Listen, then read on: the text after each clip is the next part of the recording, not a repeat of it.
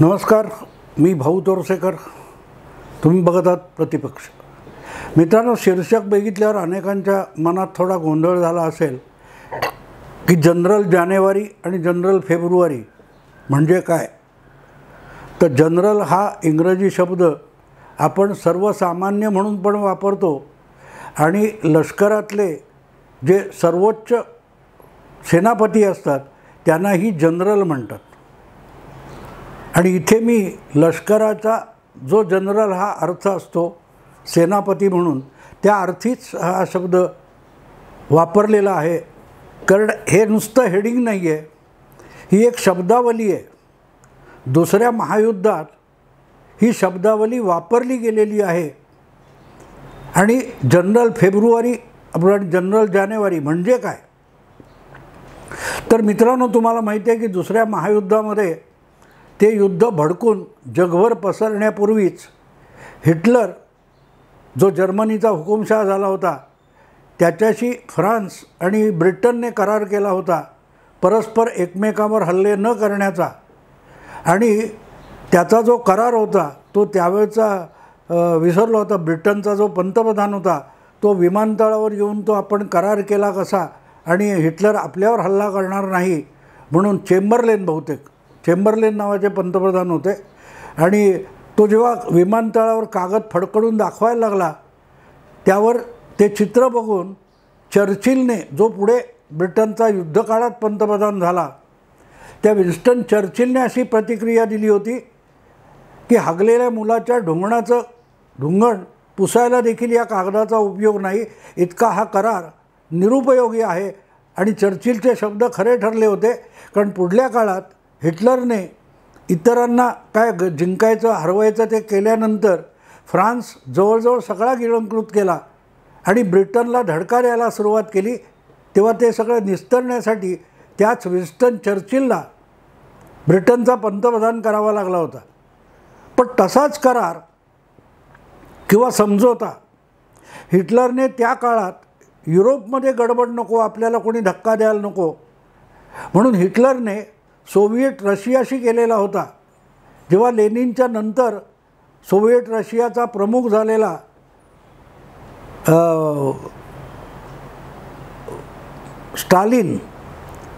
स्टालिनशी त्याने ना युद्ध करार केला होता, नो वॉर पॅक्ट केला होता. आणि तरीही स्टालिन हा ब्रिटनचे किंवा फ्रान्सचे जे लोकशाहीवादी अति शहाणे होते त्यांच्या इतका बेसावध नव्हता. म्हणून आज ना उद्या हिटलर ह्या कराराला पायदळी तुडवून सोव्हिएट युनियनवर किंवा रशियावर सुद्धा हल्ला करेल ही खात्री बाळगूनच स्टालिन आपली रणनीती आखत होता. त्या दुसऱ्या महायुद्धाकडे बघत होता. आणि एक दिवस ती वेळ आली की अचानक हिटलरने आपला मोर्चा सोव्हिएट युनियनकडे म्हणजे रशियाकडे वळवला आणि जर्मन फौजा रशियामध्ये घुसला. आता ज्या दिशेने ही वाटचाल चालली होती आणि ज्या काळात चालली होती त्या काळाच्या संदर्भाने स्टॅलिनने वापरलेलं ही शब्दावली आहे. I have two more generals, general जानेवारी आणि जनरल फेब्रुवारी. लक्षात घ्या, स्टालिन काय म्हणतोय, माझ्याकडे अजून 2 मोठे सेनापती आहेत. फौज आहे असं म्हणत नाही तो म्हणतो आत्ता माझ्याकडे अजून 2 सेनापती आहेत, 2 जनरल्स आहेत, जानेवारी आणि फेब्रुवारी. आणि तुम्हाला माहिती आहे की ही इंग्रजी काय म्हणतात ते इंग्रजी कॅलेंडर आहे, त्याचं पहिले 2 महिने आहेत जानेवारी आणि फेब्रुवारी. आणि हे शीतकालीन महिने आहेत. म्हणजे ज्या वेळेला उत्तर ध्रुवाच्या भागामध्ये आणि ध्रुवापासून जवळ असलेल्या प्रदेशामध्ये अतिबर्फवृष्टी होते, तापमान तळाला जातं, -40-50 पर्यंत जातं. असा कालखंड हा जानेवारी आणि फेब्रुवारीचा असतो. आणि रशियाचा बहुतांश प्रदेश हा ध्रुवाच्या जस्ट खाली आहे. आणि त्यामुळे जानेवारी आणि फेब्रुवारी महिन्यामध्ये तिथे प्रचंड बर्फ पडणार, कमालीची सोसता येणार नाही एवढी थंडी असणार, हे ओळखूनच स्टॅलिनने ते शब्द वापरले होते की I have 2 more generals, general January and general February. याचं कारण जर्मन फौजा ज्या घुसल्या होत्या त्यांना कुठलाही प्रतिकार न करता सोव्हिएत युनियनच्या उत्तर भागामध्ये ते जितके घुसतील तितके घुसू देण्याची रणनीती, कुठचाही प्रतिकार न करता जर्मन फौजांना जितकं घुसता येईल सोव्हिएट युनियनमध्ये तितकं घुसू द्यायचं, हीच रणनीती होती. प्रतिकार केला नाही. सोव्हिएत फौजांनी आक्रमक जर्मन सेनेचा प्रतिकार केला नाही, तर त्यांना जवळजवळ शहरं मोकळी करून दिली. मी जर चुकत नसेल, आता बरेच वर्ष झाली ते वाचून, स्टालिनग्राड, लेनिनग्राड अशी जी शहरं होती मोठमोठी महानगरं, ही सुद्धा जर्मन फौजांसाठी अक्षरशः मोकळी करून दिली. सैन्य सोडा, नागरिक नव्हते. या सगळ्या उत्तरेकडच्या हळूहळू बर्फाळ होणाऱ्या प्रदेशातली आपली जनता स्टॅलिनने काढून घेतली, त्यानं दुसऱ्या ठिकाणी हलवलं आणि जर्मन फौजांना जितकं घुसता येईल तितकं घुसू दिलं डिसेंबर महिन्यामध्ये. आणि हळूहळू करत ते पादाक्रांत होतोय, विजयी होतोय, सहजगत्या शत्रू पळून गेला म्हणून खुशीत घुसत गेले उत्तरेकडे. आणि मग जानेवारी आणि फेब्रुवारी हे महिने असे आले की तिथून आणखीन पुढे जाणं म्हणजे बर्फामध्ये मरण्यापेक्षा काही वेगळं नव्हतं. आणि मागे फिरायचं तर मागून सोव्हिएत फौजांनी जर्मन फौजांची कोंडी केली होती. जर्मनीकडून त्यांच्याकडे येऊ शकणारी सगळी रसद तोडली होती आणि गोळ्या न झाडतासुद्धा बर्फामध्ये जर्मन फौज अक्षरशः आपोआप मरण पावली किंवा त्या नैसर्गिक कोपामुळे मरण पावली. ते मारणारे सैनिक नव्हते, ते युद्ध जिंकणारे 2 महिने होते ज्यांचं नाव जानेवारी आणि फेब्रुवारी. त्यामुळे समोरचा शत्रू मूर्ख आहे असं समजून जेव्हा तुम्ही आपल्या शक्तीच्या अहंकाराने वेडेपिसे होता आणि आक्रमण करत जाता, तेव्हा तुमचं वस्तुस्थितीचं भान सुटतं आणि तुम्ही तुमच्यासाठी लावलेल्या सापळ्यामध्ये फसत जात असता. नेमकी तीच रणनीती सोव्हिएत युनियनच्या बाबतीत जर्मन आक्रमणानंतर स्टॅलिनने वापरलेली होती. आणि स्टॅलिनने, जोसेफ स्टॅलिन, त्याने यांना घुसू दिलं म्हणजे मृत्यूच्या सापळ्यात येऊ दिलं. अनेकदा हा मृत्यूचा सापळा हाच विजय वाटतो आणि तिथे तुम्ही जितके आत जाता तेवढं तुम्ही मृत्यूच्या कराल दाढेत ओढले जात असता. आज अचानक मला दुसरं महायुद्ध, जोसेफ स्टॅलिन हे सगळं आठवण्याचं कारण असं की जे काय सध्या इस्रायल आणि हमास यांच्यामध्ये युद्धाचा भडका उडालेला आहे, त्यामध्ये सुद्धा अकारण एका सण चालू असलेल्या दिवशी हमासने जो हल्ला केला तो त्यांच्या पातळीवर विचार केला तर फारच भेदक होता. 1000पेक्षा अधिक इस्रायली मारले गेलेत, ही पण वस्तुस्थिती आहे. पण जर हमासला युद्धच करायचं असेल तर त्यापासून शांतता इस्रायलला वाचवू शकणार नव्हती. त्यांनी जर हल्ला केला तर प्रतिकार करणं एवढाच मार्ग होता. आपण हल्ला करायचा नाही हीच इस्रायलची भूमिका होती. पण सणामध्ये गुंतलेले इस्रायली गाफील आहेत, त्याचा फायदा घेऊन आपण गाझाच्या बाजूचा इस्रायली प्रदेश बळकावायचा हे प्लॅनिंग करून आणि त्यासाठी इस्रायलमध्ये हजारो लोक मारून आपला हेतू साध्य करू, इस्रायलचं नाक कापून जगाला दाखवू, या जिद्दीने हमासच्या लढवय्यांनी ही आगळीक केली. पण एकदा ती केली म्हटल्यानंतर आयर्न डोम काय तो क्षेपणास्त्र, रॉकेट्स अडवणारा हे सगळं जगजाहीर आहे. पण इस्रायलकडे जनरल जानेवारी आणि जनरल फेब्रुवारी यांच्यासारखी अनेक हत्यारं आहेत, हे मात्र हमासचे लोक विसरले होते. पॅलेस्टाईनी अतिरेकी विसरले होते. म्हणूनच त्यांनी आपल्या पायांनी मृत्यू सापळा गाझापट्टीत ओढवून आणला. ठीक आहे, काही शेकड्यांनी घरं सोव्हिएट तुमच्या इस्रायलमधली उद्ध्वस्त झाली असतील, अनेक मुलं महिला पुरुष मारले गेले असतील, वृद्ध मारले गेले असतील, पण त्यातून इस्रायलला गाझापट्टी संपवायची होती. त्यासाठी अतिशय उपयुक्त असं हत्यार किंवा कोलीत इस्रायलला आग लावण्यासाठी गाझापट्टीला एक प्रकारची भट्टी बनवण्याचं कोलीत हे हमासवाल्यांनी पुरवलं.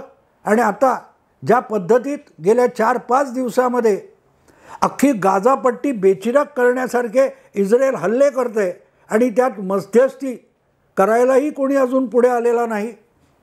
2 दिवस गेल्यानंतर गाझापट्टीतल्या हमासच्या नेत्यांनी गुडघे टेकलेले होते. युद्धबंदी करूया म्हणून गयावया केल्या होत्या. राष्ट्रसंघाने वगैरे त्यात आमची काय ती मध्यस्थी करावी म्हणून लडकुंडीला आलेले होते. पण त्याची सुरुवात कोणी केली? इस्रायलचे पंतप्रधान नेत्यानाहू म्हणाले ना की युद्ध तुम्ही सुरू केले पण संपवणार आम्ही. याचा अर्थ असा की आम्ही तुमच्यापेक्षा शेकडो पटीने अधिक बलवान आहोत आणि तुम्ही आगळीक केली तर तुम्हाला सणसणीत धडा शिकवू. आणि ते धडा शिकवण्यासाठी आवश्यक असलेलं सगळं दारुगोळा आमच्याकडे भरलेला आहे, शस्त्रांचा भंडार आहे. थोडक्यात वी हॅव जनरल जानेवारी आणि जनरल फेब्रुवारी. स्टालिनने तर एकही गोळी न झाडता, रणगाडे फौजा न पाठवता जर्मन सेनेला बर्फामध्ये पाणी पाजलं होतं. इकडे उलटी परिस्थिती झाली आहे की आत्ता सणासुदीमध्ये गाफील आहेत तर थोडी आगळीक करून घेऊ म्हणून जे काय हमासच्या लढवय्यांनी केलं ते त्यांना आता भारी पडलेलं आहे. आणि जे हमासचे समर्थक आहेत ते आपल्याला त्यातला मानवी भाग दाखवतात. पण तो मानवी भाग दाखवताना ज्यांनी आगळीक केली ते पशुपेक्षाही श्वापदापेक्षाही वाईट पद्धतीने वागले. ही वस्तुस्थिती का लपवणार? जेव्हा साप तुम्हाला डंख मारतो किंवा वाघ वगैरे श्वापद तुमच्या अंगावर येतं तेव्हा तुम्ही त्याला चुचकारून माफ करत नाही, समजावण्याचा प्रयत्न करत नाही, त्याच्यावर प्रतिहल्ला करावाच लागतो. आणि प्रतिहल्ला असा केला जातो की त्याला मारावा लागतो. ते म्हणतात ना ही रक्ताला चटावलेलं जनावर असतं. जेव्हा ते रक्ताला चटावलेलं जनावर असतं तेव्हा त्याला मारावं लागतं. हे सगळे पशुसंग्रहालय वगैरे आपण बघतो ना, तिथे वाघ सिंह वगैरे ठेवलेले असतात. त्यांना कुठल्या तरी कत्तलखान्यातून आणलेलं मेलेलं मांस खाऊ घातलं जातं. मेलेलं मांस खाऊ घातलं जातं. ताज्या रक्ताची चटक त्यांच्या जिभेला लागू नये याची काळजी घेतली जाते. एकदा कर म्हणजे असं फार पूर्वी छत्रे म्हणून आपल्याकडे सर्कसचे एक पहिली भारतीय सर्कस काढणारे छत्रे म्हणून होते. त्यांचं आत्मचरित्र वाचलं होतं. त्याच्यात त्यांनी सांगितलं ही सर्कशीतली श्वापदं असतात, त्यांना अतिशय बछडे असताना आणून पाळतात आणि त्यांना त्या कसरती शिकवतात. असाच एक सिंह किंवा वाघ त्याचं प्रशिक्षण चालू होतं आणि अशा वेळेला त्या छत्र्यांच्या हाताला एक जखम झालेली होती. ती जखम त्या वाघाच्या तो हात जो होता तो त्या वाघ की सिंहाच्या जवळ गेला आणि त्याने ते रक्त चाटलं म्हटल्यानंतर छत्रे यांनी तो हात काढून घेतला नाही. त्या सिंहाला का कोण होता त्याला डिस्टर्ब केलं नाही. आपल्या सहकार्याला सांगितलं ताबडतोब पिस्तूल घेऊन ये आणि तिथल्या तिथे पिस्तुलाची गोळी झाडून त्या वाघाला मारून टाकलं. याचं कारण असं की ज्याने जिवंत रक्त चाटलेलं आहे त्याला त्या रक्ताची चव कळते आणि तो ओरिजिनली नरभक्षक किंवा पशुभक्षक असल्यामुळे तो त्याच्यानंतर नियंत्रणात राहणं अवघड असतं. तसं गाझापट्टीतले जे लढवय्ये आहेत त्यांना लढायची, मरायची आणि रक्तपात करायची खाज आहे. त्यांना शांततेची भाषा कळू शकत नाही आणि म्हणूनच गेल्या जवळजवळ 70 वर्षामध्ये जेव्हा जेव्हा अरब इस्रायल किंवा पॅलेस्टाईन आणि इस्रायल यांच्यातलं युद्ध झालं आहे तेव्हा प्रत्येक वेळेला अगदी शस्त्रास्त्रांचा साठा नव्हता आरंभी 49 साली तेव्हासुद्धा इस्रायलनेच बाजी मारली आहे आणि या लोकांना पराभूत व्हावं लागलं आहे. पण लढाईची खुमखुमी संपत नाही. अल्लाहू अकबर म्हणायचं आणि रक्तपात सुरू करायचा, जिहाद सुरू करायचा. यात अधिकाधिक लोक मारले गेलेत. आणि आत्तासुद्धा त्यांना असं वाटलं होतं की जो काय इस्रायली ज्यू लोकांचा सण होता त्याच्यात हे लोक गाफील आहेत आणि त्याचा फायदा आपल्याला घेता येईल आणि मग परत कोणीतरी मध्यस्थी करेल आणि संपेल. पण पॅलेस्टाईनचे लोक, हमासचे लोक एक गोष्ट विसरलेत की गेल्या 70 वर्षात हळूहळू जग पॅलेस्टाईनकडे वळून बघायचं बंद झालेलं आहे. हे नुसत्या कुरापती करणार आणि त्या कुरापतीनंतर आपण मध्यस्थी करायची आणि परत ह्यांचं विस्कटलेलं सावरलं की हे परत कुरापत करणार. कुत्र्याचं शेपूट सरळ होत नाही तसं हमासचे लोक सरळ होणार नाहीत. म्हणून हळूहळू करत जगाने यांच्याकडे पाठ फिरवलेली आहे. अगदी मुस्लिम देशांची जी संघटना आहे, 57 मुस्लिम देश आहेत जगामध्ये आणि त्यांची एक OIC नावाची संघटना आहे. त्यांनीसुद्धा यात पुढाकार घेऊन काही हस्तक्षेप करायला नकार दिलेला आहे किंवा पुढाकार घेतलेला नाही. त्यामुळे अक्षरशः गाझापट्टीतल्या हमासची ससेहोलपट झाली आहे. त्यांना वाटलं होतं आजपर्यंत जसं झालं तसं युनो वगैरे राष्ट्रसंघ त्यात हस्तक्षेप करतील आणि परत आपल्याला सावरण्याची संधी मिळेल. ती यावेळेला मिळणार नाही आहे. कारण दुबई, बहारीनसारख्या अरब देशांनीसुद्धा हमासलाच दोष दिलेला आहे. सौदी अरेबिया मौन पाळून आहे. तुर्कस्तान फक्त तोंड पाटीलकी करते आणि सिरिया किंवा लेबेनॉन यांनी आगाऊपणा केला तर तो तुम्हाला महागात पडेल अशी धमकी इस्रायलने दिलेली नाही. ती धमकी दुबई आणि बहारीन देते हे लक्षात घेण्यासारखं आहे. बाकीचे प्रगत देश जे दरवेळेला यात हस्तक्षेप करून मध्यस्थी करत होते, अशा फ्रान्स, ब्रिटन, जर्मनी, अमेरिका अशा सगळ्या देशांनी हात झटकलेले नाहीत नुसते.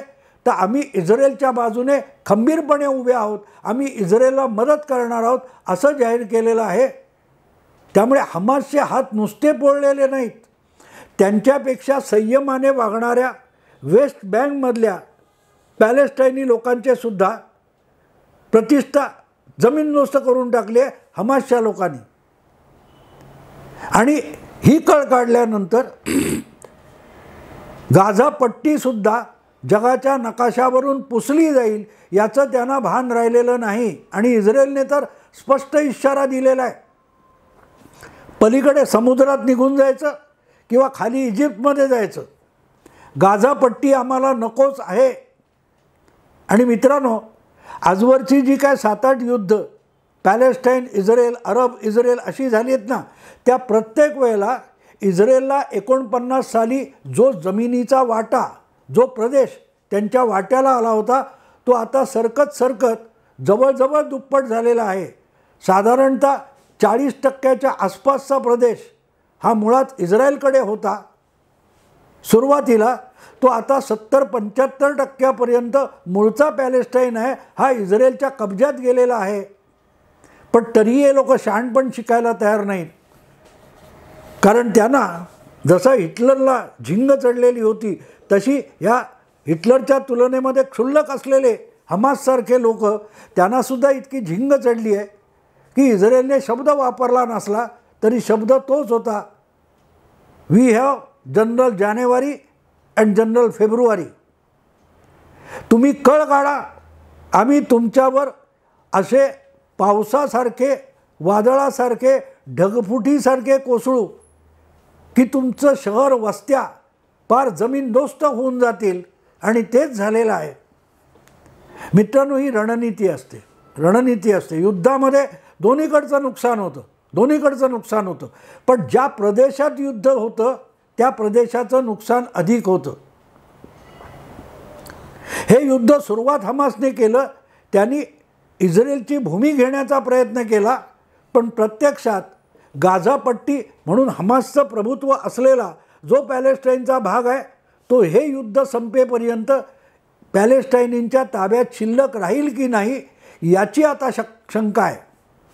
आणि इस्रायल ज्या पद्धतीत निघाला आहे, कदाचित असं होईल की अर्धी गाझापट्टी इजिप्तने घेऊन टाकावी आणि या सगळ्यांना आपल्याकडे घेऊन टाकावं अशाही तडजोडीवर इस्रायल हे युद्ध थांबवेल. म्हणजेच पुढल्या